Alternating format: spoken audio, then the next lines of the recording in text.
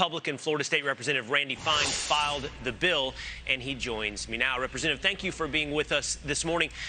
So let's walk through this issue together. Let's start with politics and tactics. What does this bill, what is Florida saying to any corporation that engages in political activism? Well, look, we don't want to tell companies they can't give their opinion, but Disney has special privileges. They're a guest in our state, and they attempted to bring their California values to Florida.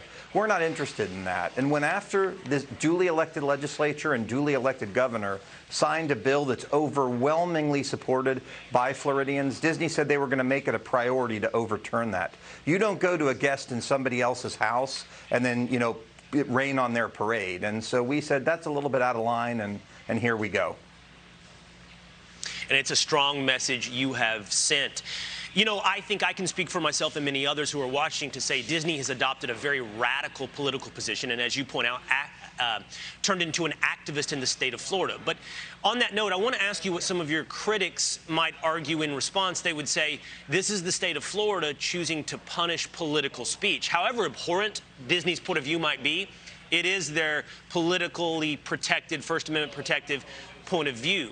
Are you worried about this bill's ability to survive a constitutional challenge should Disney sue?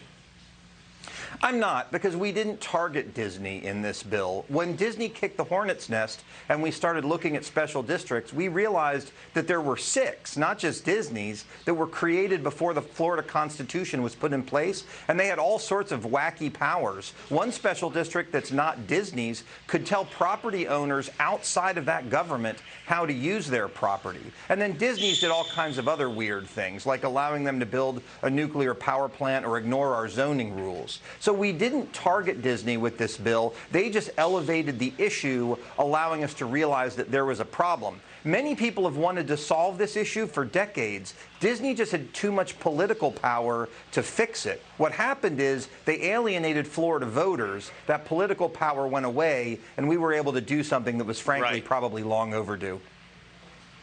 But just to challenge you on that just slightly, you're talking about Disney's special privileges under this law, their taxing power, their ability to build roads and bridges, and as you point out, theoretically a nuclear power plant. But the governor's been clear, this is because they stepped in and adopted this position and turned into political activism. So wouldn't your critics have some standing if they said, no, you are targeting Disney because of this speech? You could have taken away the special privilege at any point. You could have taken it away years ago because it's theoretically wrong, but you chose to do it after they issued their political speech.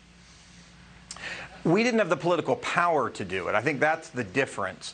Disney has the largest team of lobbyists in Tallahassee, so it was impossible to do this. It was only when they alienated Floridians that this happened. But I would note that Disney kicked the hornet's nest. They made this issue come up. We weren't looking at special districts until they kicked the hornet's nest, and then we realized there was a problem not just with Disney, but 5 other special districts around the state. When you kick the hornet's nest, you can't be unhappy when issues come up. Will you be going after those special districts?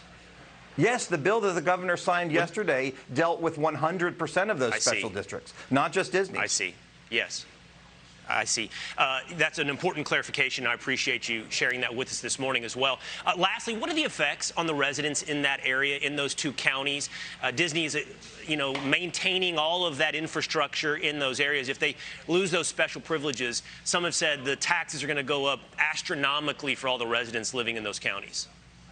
Sure, Disney doesn't maintain that infrastructure. A government, the Reedy Creek Improvement District, does, that's controlled by Disney. Which those is Disney. Taxes, yeah. But those taxes that Disney pays to Reedy Creek will now get paid to Orange County and Osceola. There will be no effect on taxpayers, except now taxpayers will be able to see what's going on in these this governmental area that they previously have had no control over. This is a big win for local residents. No effect on taxpayers?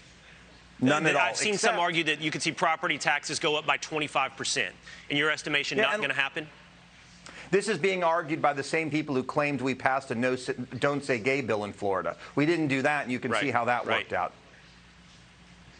So, no, it doesn't. Well, I appreciate you taking the time to address what your Yeah, I appreciate you taking the time to address some of those issues and address what your critics might say. Certainly a strong message that you, the governor, and the state of Florida have said to any corporation that adopts these radical points of view and steps into political activism. Representative Randy Fine, thank you for your time this morning.